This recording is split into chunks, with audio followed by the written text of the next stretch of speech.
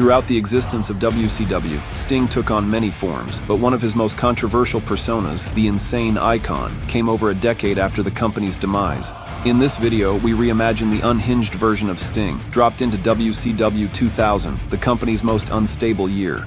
WCW Nitro opened with a matchup that carried far more weight than the card placement suggested. Sting and Scott Steiner, two names that have defined the upper card of WCW for years, were suddenly positioned in the opening slot. For fans, it was surprising. For the locker room, it was unsettling. Behind the scenes, there's a storm brewing. With Eric Bischoff hiring a new creative team, the tone around the company has changed. Management is looking to refresh the product, and that has left many veterans feeling unsure of where they stand. The sense of loyalty, once the backbone of the WCW locker room, has given way to whispers of frustration. Two men who've headlined pay-per-views, carried world titles, now forced to open Nitro in front of a crowd that still sees them as icons. Sting managed to get the win, a symbolic result, though perhaps not the one management intended to spotlight. And that's where things turned dark. Steiner's composure shattered in an instant. His rage boiled over, targeting Sting in an unhinged outburst that left the icon motionless. It wasn't about the loss. It was about what the loss represented. To Steiner, it was proof that the new WCW, this creatively reimagined vision of the company, had no place for him at the top. The ambush was his response, his way of refusing to be quietly pushed aside. As Sting was loaded into an emergency vehicle, the broadcast cut away, leaving more questions than answers. Backstage, the fallout from the opening match was immediate. Frustration began spilling into the hallway. Kanyon was among the first to speak up, confronting Eric Bischoff about what he had just seen. For Kanyon, it wasn't just about Sting being taken out. It was about what the ambush represented. He called out Steiner's behavior, saying what many in the locker room were already thinking, that Steiner had become a danger to everyone around him. He told Bischoff that Sting wasn't just another name on the roster. He was one of the few people everyone respected. Sting had always been seen as the moral compass of WCW. To see him taken out so brutally and with no immediate consequences sent the wrong message. But as Kanyon vented his frustration, Steiner overheard every word, every accusation, and every criticism. And when Kanyon finally turned to walk away, Steiner struck. The ambush was sudden and dramatic. There was no hesitation or words exchanged, just unchecked aggression. Steiner drove Kanyon into the concrete, shouting that anyone who questioned him would end up the same way. The message was growing louder. Steiner wasn't just angry, he was unraveling. Later in the night, Vampiro was next to make his feelings known. In a backstage interview, he condemned Scott Steiner's action, calling them disgraceful and dangerous, even by WCW's standards. He said that while everyone in the company might be worried about their spot, there are still lines that shouldn't be crossed. He reminded everyone that this business has always been built on respect. He warned that if management didn't get control soon, WCW would tear itself apart from within. The main event of the evening took many by surprise. In a night of uncertainty, WCW closed Nitro with a champion versus champion match. Mike Awesome, the reigning hardcore champion, against the United States champion, Buff Bagwell. At first glance, it was an unusual choice for a headliner. Neither man holds the world title, and both have spent most of the past year working in the mid-card. But with WCW's creative direction shifting and its hierarchy in flux, perhaps that's exactly the point. This was more than just a showcase. It was a message. The old order, the established faces that once dominated the main event, are being reevaluated. Management seems eager to test new names in the spotlight, to see who can carry the show when the pressure is highest. And tonight, that spotlight belonged to Mike Awesome. Awesome has quietly become one of the company's most consistent performers. But as the match unfolded, it became clear that Awesome wasn't here to play a supporting role. By the end, Mike Awesome stood tall, another convincing victory, and this time over a champion with a much higher profile. It was the kind of win that forces people to take notice. Was this simply a one-off experiment by Bischoff's new creative team, or was it a sign of things to come? Has Mike Awesome become the next man being pushed for the top spot in WCW? Week 2 of Nitro opened with yet another surprising decision from WCW management. Scott Steiner, once one of the company's most dominant main eventers, was again placed in the opening match. And this time, his opponent was another former world champion, the volatile Sid Vicious. For Steiner, it felt less like booking and more like punishment. After last week's unprovoked ambush on Sting and the drama that followed, this was Bischoff's way of sending a message that no one, not even Steiner, is untouchable. But if the intention was to humble him, it didn't go as planned. Sid walked away with the victory after planting Steiner with a thunderous powerbomb. The result should have been the end of it. Two heavyweights colliding, one man walking out the better competitor. Instead, what followed turned the night on its head. Moments after the bell, Steiner struck again, attacking Sid from behind in a near-perfect mirror of his actions from the week before. Once again, rage took over. Vampiro, who had spoken out publicly against Steiner's actions last week, rushed to ringside in an attempt attempt to stop Scott's outburst, but he too fell victim to Steiner's fury, dropped hard, then locked into the Steiner recliner as officials scrambled to intervene. Then came Canyon. Still bruised from days earlier, he charged toward the ring, only to be intercepted on the ramp. Steiner caught him, dragged him down, and locked in the recliner again, this time right on the steel, staring up at the Turner Vision. And that's when everything changed. The arena went quiet as the screen flickered to the parking lot. There, Rick Steiner, Scott's brother, was being ambushed. As Rick was left beaten on the concrete, the figure stood over him, his expression hidden beneath the shadows of the arena lights. Scott saw it all unfold in real time. The rage that had consumed him suddenly gave way to panic. Without hesitation, he released the hold and sprinted to the back, desperate to find his brother. The show cut to commercial as Steiner vanished into the backstage area. Elsewhere backstage, the reigning WCW World Heavyweight Champion made his presence felt. Goldberg made it clear that while the creative direction around him might be changing, he warned anyone daring enough to step forward, whether it's Scott Steiner, whose rage has made him unpredictable, Mike Awesome, the rising powerhouse staking his claim after last week's main event, or even Sting himself, that the outcome will always be the same. The night took a darker turn when Scott Steiner finally reached the parking lot. After seeing the attack on the Turner Vision moments earlier, he sprinted through the corridors in a panic, searching for his brother. The crowd's reaction said it all: disbelief, confusion, and something close to fear. This wasn't the Sting that the WCW audience had come to know. The face paint was familiar, but the demeanor wasn't. He drove Steiner into the side of a car, then sent him crashing straight through a window in a burst of glass and steel. He stood over Steiner, breathing heavily beneath the flickering lights of the parking lot, his expression unreadable behind the paint. Just as suddenly as he appeared, he walked away, leaving both Steiners wrecked in his wake. The main event of Week 2 saw Vampiro take on Kevin Nash, a battle between two men who've both stood near the top of WCW, but find themselves in very different places as the company shifts around them. For Vampiro, it was an opportunity, a chance to prove that his words from earlier weren't just talk, that his criticism of Steiner and his warnings about WCW's instability came from conviction, not fear. For Nash, it was about reasserting dominance, a veteran who's seen every kind of upheaval WCW can throw at him, looking to remind everyone that he's still a force to be reckoned with. The match was physical and deliberate, two contrasting styles colliding. Nash began to take control late in the contest, finally dropping Vampiro with the jackknife powerbomb. But then the lights temporarily went out before coming back on and revealing a sight that stopped everyone cold. Sting was standing in the center of the ring. He looked different, worn, disheveled. His face paint was smeared, his movements uneasy. A neck brace clung around his shoulders, remnants of the injuries from Scott Steiner's attack just a week prior. But there was something far more unsettling in his demeanor, calm, yet seething. He then turned to face Vampiro. For a tense moment, the two locked eyes. No words exchanged, no gestures made. One thing was undeniable. This new version of Sting is not to be messed with. Week 3 of Nitro opened with a scene that no one could have predicted,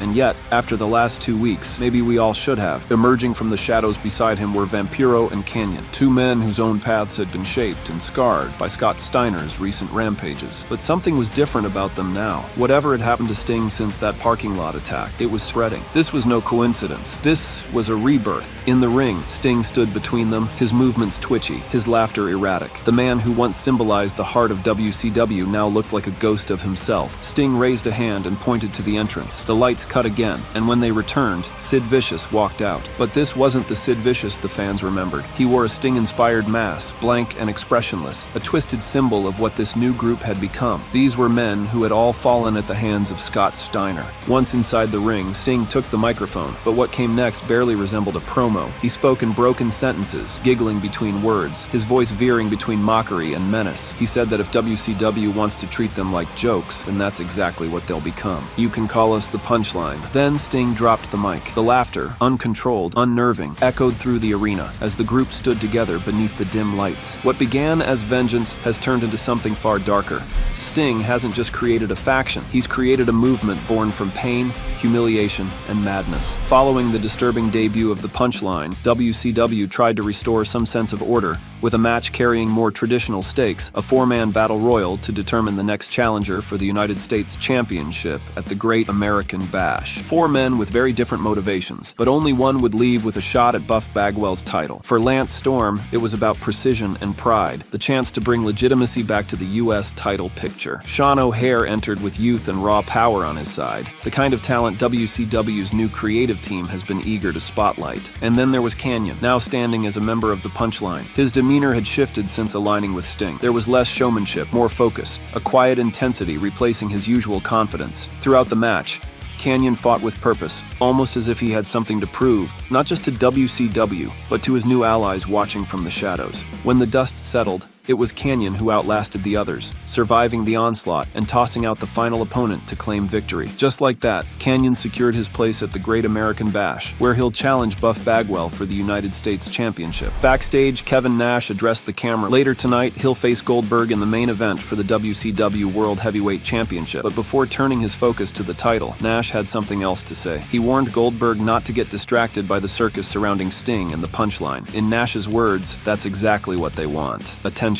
He dismissed Sting's behavior as nothing more than noise, a sideshow from a man who's lost his grip on reality. Nash reminded Goldberg of one simple truth: he's the man who ended the streak. Nash has done it once, and he fully intends to do it again. The main event of Nitro was one that carried the weight of WCW's history: Goldberg versus Kevin Nash for the World Heavyweight Championship 2. Two men forever linked by one of the most controversial moments in WCW's past. Nash promised to do what no one else had been able to do twice: defeat Goldberg. But this time, it wasn't just about ending a streak. It was about reclaiming dominance in a company that feels more unstable by the week.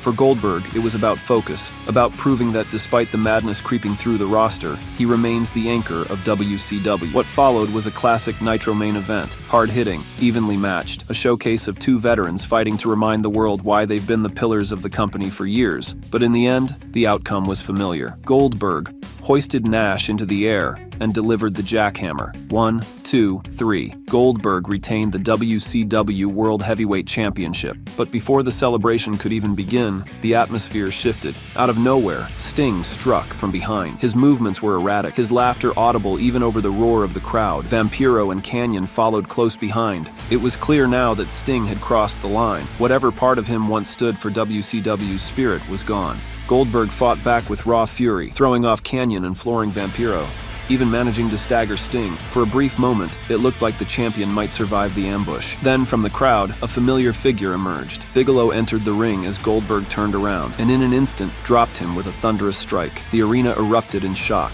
Bigelow reached into his pocket, pulled out a smear of black and white face paint, and began streaking it across his own face. The message was unmistakable. As Nitro came to a close, the Punchline stood over the fallen world champ, united in madness, drenched in symbolism, and laughing as the lights faded to black. Week 4 of WCW Nitro opened with tag team implications and a growing sense of inevitability. With Rick Steiner now ruled out indefinitely following the brutal parking lot attack weeks earlier, the field for the tag team championship picture had shifted dramatically. In his absence, the Punchline's influence continued to expand. Tonight, Vampiro and Sid Vicious stepped into the spotlight, representing Sting's twisted new alliance, to face 3 counts Shannon Moore and Shane Helms in a match to determine the #1 contenders for the WCW tag team titles. 3 Count, known more for their showmanship than their success, had recently sought guidance from the total package Lex Luger. Under his direction, both Helms and Moore had noticeably transformed. Stronger, faster, leaner. Luger had promised to make them legitimate athletes, not just entertainers. But against the Punchline, conditioning didn't matter. The match was short, brutal, and one-sided. Sid and Vampiro wasted no time asserting control. Within 5 minutes, the contest was over, the Punchline victorious, securing their place at the Great American Bash, where they'll challenge Chronic for the tag team championships. As the dust settled, the champions made their way onto the stage. Bryan Adams and Brian Clark standing tall. Sid tore off his Sting-inspired mask, revealing layers of smeared face paint beneath, a grotesque symbol of devotion to the group's cause. To punctuate the message, Sid grabbed Shannon Moore and delivered powerbomb after powerbomb, each one echoing like a declaration of war. Vampiro stood beside him, silent, watching. This wasn't just a win, it was a statement. Another sign that the Punchline's reach is spreading across every division in WCW. With each passing week, Sting's insanity is no longer confined to symbolism or mind games. Now, it's physical, it's spreading, and at the Great American Bash, Chronic won't just be defending their titles, they'll be fighting to keep WCW's tag division from falling completely under the Punchline's control. Backstage, the destruction continued. WCW Hardcore champion Mike Awesome was seen walking through the corridors, moments after stepping out of the service elevator. But before he could even take a step forward, he was ambushed, blindsided by the Punchline's newest recruit, Bam Bam Bigelow. The The attack was sudden and merciless. Bigelow drove Awesome into the concrete. As the camera lingered on Mike Awesome lying motionless in the hallway, Bigelow walked off into the shadows, leaving behind another shattered reminder that control in WCW is slipping away. Later in the night, the cameras caught a tense exchange inside Eric Bischoff's office. Sting leaned in, almost whispering, telling Bischoff that the ratings from last week's Nitro were in and that the Punchline had delivered. He said the company hadn't seen numbers like this since the height of the NWO. There was almost pride in his voice, but not the kind that comes from gratitude. It was taunting. He told Bischoff that WCW needed him now, needed them, and if Bischoff wanted those numbers to keep climbing, there was one thing he had to do. Sting demanded a match with Goldberg at the Great American Bash, but not just any match, a no-holds-barred match. He said that if Goldberg was truly unstoppable, then he should have nothing to fear. Nitro's main event pitted the new darkness of WCW against one of its most dynamic factions. It was the Punchline, taking on the Filthy Animals. For weeks, the Filthy Animals have been considered WCW's most cohesive unit, fast, fearless, and unpredictable. But tonight was about more than momentum. It was about survival. At ringside, Sid Vicious lurked like a storm on standby, pacing, shouting, and wreaking havoc anytime an animal strayed too close to the ropes. His presence alone tilted the balance, a reminder that the Punchline is never just three men. It's an army. Inside the ring, the newly formed group showed frightening coordination. Sting directed traffic. After a chaotic, high-energy battle, Sting and his men stood victorious, a win that cemented the Punchline as the most dangerous force in WCW today. As they gathered in the ring, the lights dimmed and the crowd buzzed, the group basking in their victory, flanked by Sid on the floor, shouting his approval. WCW's future looked grim. Goldberg's music hit. The World Heavyweight Champion stormed down the ramp, eyes locked on Sting, the title glinting under the lights. Outnumbered 5-1, Goldberg didn't hesitate. He exploded into the ring and tore through the Punchline like a man possessed. Each member of the Punchline fell one by one, until only Sting remained. Before Goldberg could reach him, Sting turned and ran, retreating up the ramp, clutching his neck, his laughter replaced by something closer to fear. Goldberg stood tall in the ring, surrounded by the wreckage of the Punchline. If Sting wanted a no-holds-barred match at the Great American Bash, Goldberg's message was simple: he's not afraid. The Great American Bash began with a title match that set the tone for the entire event. WCW Hardcore Champion Mike Awesome defending against the Punchline's Bam Bam Bigelow. For Bigelow, this wasn't just about gold. It was about validation, about bringing championship credibility to the Punchline, and proving that Sting's vision of dominance extends beyond symbolism and violence. Every move, every strike, felt like a message from the faction to the rest of WCW. They can take what they want, when they want. But across the ring stood Mike Awesome, a man who has been nothing short of unstoppable in recent months. The reigning hardcore champion has torn through every challenger thrown his way, redefining the division with raw power, endurance, and an almost reckless drive to destroy anyone who dares challenge him. Mike Awesome lifted Bigelow high into the air and drove him straight through the flames with a thunderous powerbomb. The champion retained. The arena erupted. Bigelow lay motionless amid the wreckage, his failed attempt to bring gold to the Punchline ending in smoke and fire. Mike Awesome stood tall, once again proving that no one, not even Sting's army, can stop his momentum. The second match of the night saw the WCW Tag Team Championships on the line. Chronic, the dominant team of Brian Adams and Brian Clark, defending against the Punchline's Sid Vicious and Vampiro. For months, Chronic have stood as one of WCW's most unstoppable duos, a powerhouse combination built on size, strength, and precision. Their reign has been defined by destruction, with no team able to outmuscle or outlast them. But tonight, they faced something different, something unpredictable. Across the ring stood two men whose careers couldn't be more different, yet now share a common madness. Sid Vicious, a two-time world champion, one of WCW's most imposing forces, a man whose very presence commands fear, and beside him, Vampiro, dark, methodical, and now completely aligned with Sting's vision. Together, they represented the raw, chaotic power of the Punchline. From the start, the atmosphere felt different. Chronic were confident. They've made a habit of steamrolling challengers, but the Punchline didn't play by the same rules. Their approach was erratic, unpredictable, fueled more by emotion than strategy. Sid's sheer power matched Chronic's strength head-on. And just like that, the unthinkable happened. The Punchline are the new WCW Tag Team Champions. Their first taste of gold, and the first visible sign that Sting's crusade against WCW isn't just psychological anymore. It's working. Match 3 of the Great American Bash continued a night that's quickly becoming a showcase of the Punchline's power. It was Buff Bagwell defending the WCW United States Championship against Canyon, the newest rising star under Sting's banner, a man whose transformation over the past month has been as fascinating as it has been disturbing. For Buff Bagwell, this was about maintaining the image he's built over years. The charm, the arrogance, the swagger. He's made a career out of being buff, out of living larger than life. But tonight, he wasn't facing a showman. He was facing a believer. Kanyon entered the match laser-focused. Kanyon seized his moment. After a brutal exchange, he planted Bagwell with the flatliner, the crowd erupting in shock as the referee counted 3. Kanyon had done it. The Punchline had done it again. Kanyon stood over Bagwell, clutching the United States Championship, another prize claimed in the group's growing collection. From the tag titles earlier in the night to this, the message couldn't be clearer. The Punchline are no longer outsiders. They now own part of WCW's gold. One by one, the division lines are falling. One by one, Sting's vision is becoming reality. As Kanyon raised the title high, the camera caught Sting watching on a backstage monitor, smiling, paint smeared across his face. The image said everything. After a night dominated by corruption, the Great American Bash brought a moment of pure electricity. The next bout introduced a brand new concept to WCW, the State Your Claim ladder match. 3 men, 1 contract hanging high above the ring, granting the winner a world championship opportunity anytime within the next 28 days. Announced competitors Jeff Jarrett and Lex Luger both came in with heavy expectations. Jarrett, the self-proclaimed chosen one, entered brimming with arrogance, determined to prove he's still the rightful face of WCW. Luger, in peak physical condition after months of mentoring 3 Count, saw this as his chance to remind the world that he's not done. From the moment the bell rang, the pace was relentless. Ladders crashed, tempers flared, and Jarrett's swagger clashed with Luger's power. Mysterio, the smallest man in the fight, played it smart, staying mobile, striking fast, and waiting for his moment. That moment came late in the match. As Jarrett and Luger brawled at ringside, Mysterio saw the opening and snatched the contract. Rey Mysterio had done it. The young lion returned and immediately changed the landscape of WCW. The main event of the Great American Bash was the culmination of weeks of transformation. Goldberg, the immovable force, the symbol of dominance in WCW, defending the World Heavyweight Championship against a man who once embodied the heart of the company, but who now stands for something entirely different. And this was Goldberg versus Sting, the old WCW versus the Punchline. For weeks, Sting had taunted, manipulated, and terrorized the roster, his descent into madness creating a faction that now held almost every major title in the company. And tonight, he came for the last piece of the puzzle. The match began as a test of power versus persistence. Goldberg came out swinging, focused, and unrelenting. Despite the no-holds-barred stipulation, he kept it clean at first, choosing to prove his strength the right way. Sting, meanwhile, was more calculated, ducking out of Goldberg's reach, taunting him, forcing the champion to lose focus.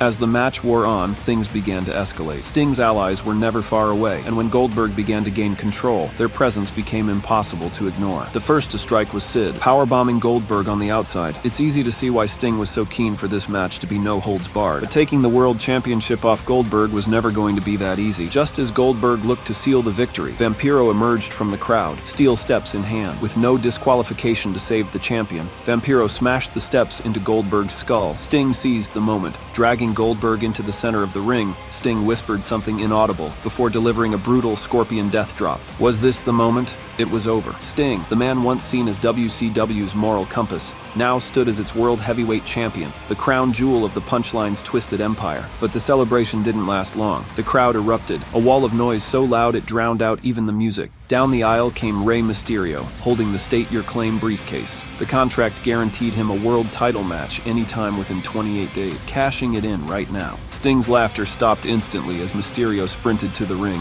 The bell rang, and it was on. Despite the punishment from his earlier ladder match, Mysterio moved like lightning, springboarding off the ropes, diving through the air, hitting Sting from every possible angle. The champion was stunned, dazed, completely off balance. The crowd was on its feet, sensing history in the making. It was the perfect story, the fearless underdog fresh off a triumphant return. But then, everything changed. The self-proclaimed chosen one stormed down the ramp, jealous and desperate for the spotlight he believes belongs to him. Before Mysterio could react, the referee had no choice but to call it, and the match was thrown out. Rey's miracle moment was stolen in an instant via disqualification, his dream cut short by Jarrett's ego. As Jarrett smirked and walked up the ramp, Sting slowly pulled himself to his feet. Realization turned into relief, and then laughter. Against all odds and thanks to the unpredictable egos that surround him, Sting walked out of the Great American Bash as the World Heavyweight Champion.